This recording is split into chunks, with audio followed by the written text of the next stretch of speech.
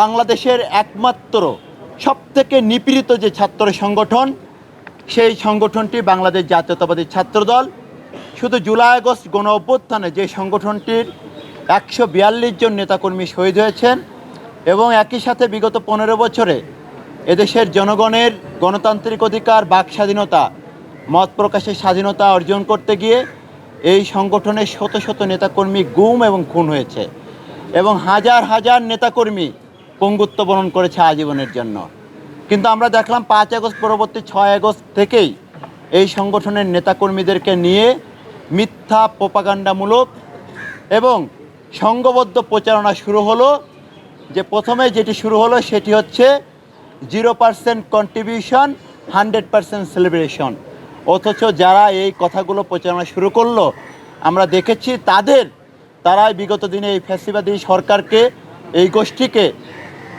তারাই কিন্তু এই ক্ষমতাকে দীর্ঘায়িত করার জন্য হলে হলে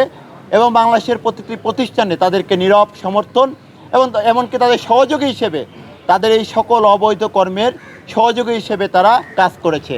অথচ তারাই 5 আগস্ট পরবর্তী সময় থেকে বাংলাদেশ জাতীয়তাবাদী ছাত্রদলকে নিয়ে এই ধরনের মিথ্যা প্রোপাগান্ডা শুরু করলো। আমরা তার বিপরীতে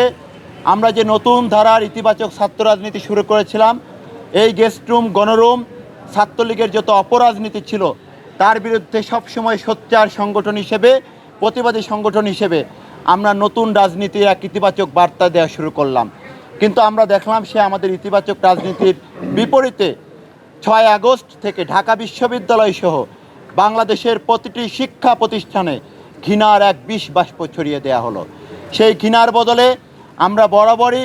বাংলাদেশ জাতীয়তাবাদী ছাত্রদল অত্যন্ত সহনশীল রাজনীতি শুরু করেছিলাম এবং আমরা এখন পর্যন্ত প্রতিটি শিক্ষা প্রতিষ্ঠানে একটি ইতিবাচক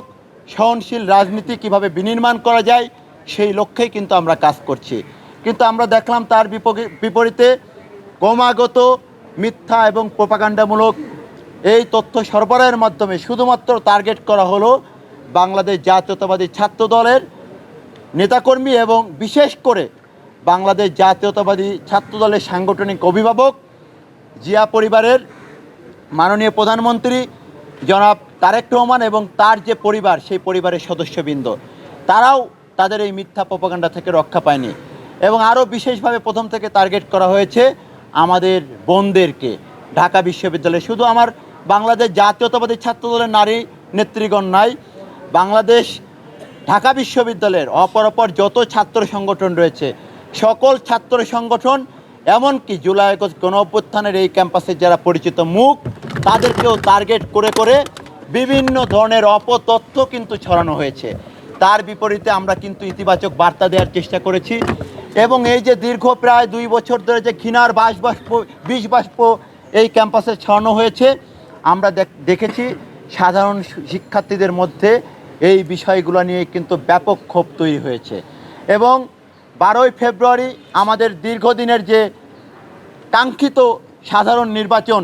এদেশের যে বৃহৎ তরুণ প্রজন্ম যারা তাদের ভোট প্রদান করতে পারেনি, 12ই ফেব্রুয়ারি কিন্তু তারা তাদের মতামত, তাদের ভোট প্রদানের মাধ্যমে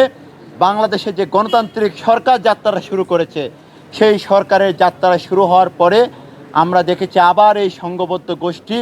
5 আগস্ট পরবর্তী সময়ের মতো ধারাবাহিকভাবে ক্রমাগতভাবে এই সরকারের প্রধান এবং তার পরিবারের সদস্যবৃন্দকে নিয়ে ক্রমাগতভাবে বিকৃত ভাষায়, মানসিক